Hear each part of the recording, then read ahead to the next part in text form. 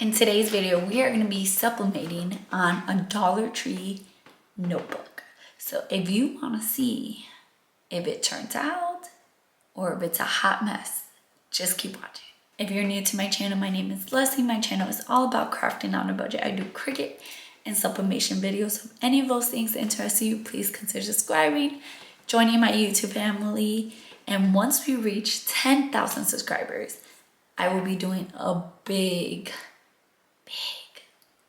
giveaway.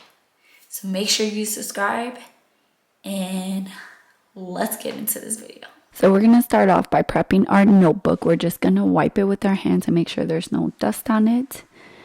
Then we're just going to cut out our design, or you can leave it full paper, whatever is your preference. And we're gonna tape it down using heat tape. And this heat tape I got from Amazon. It's always linked down below in case you want to know what heat tape I use. This is just going to hold our design in place so that it doesn't shift while we're pressing. So now we're just going to move to our heat press. And I am making sure that the spiral is out of the heat press and the heat is not touching it. I'm putting some butcher paper and I am going to press at 385 degrees for 60 seconds. And this is how it turned out. I was pleasantly surprised with how it turned out. I honestly was not expecting it to be as vibrant as it is. Like, it just looks like it should have been part of the notebook all along. Like, I love how it turned out. There is a slight line right here that you can tell this is where I pressed, this is not. It's like a hint of yellowish, I guess. Nothing happened to it. It didn't melt or anything. It's all bent, but that's not because of pressing it. That's just because of where I was storing it at. Kind of messed it up a little bit, but it looks perfect. I am super impressed with this.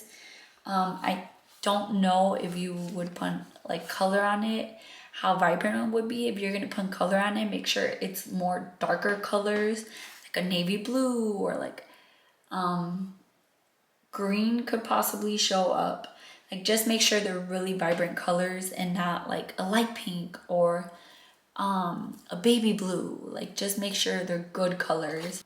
But let me know down below if you guys try it out. This was the only color of notebook I found at my Dollar Tree. That's why I got it. If not, I would have gotten a silver, something lighter.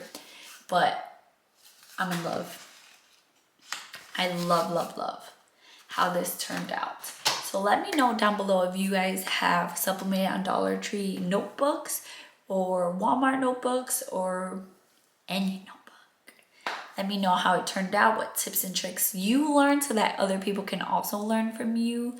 Thank you guys so much for supporting me. It means the world to me. We're on our way. We're decently close to 8,000 subscribers. Once we get to 10,000, remember there will be a giveaway. So don't forget to subscribe if you haven't already. And I love you guys. I'll see you in my next video. Bye, guys.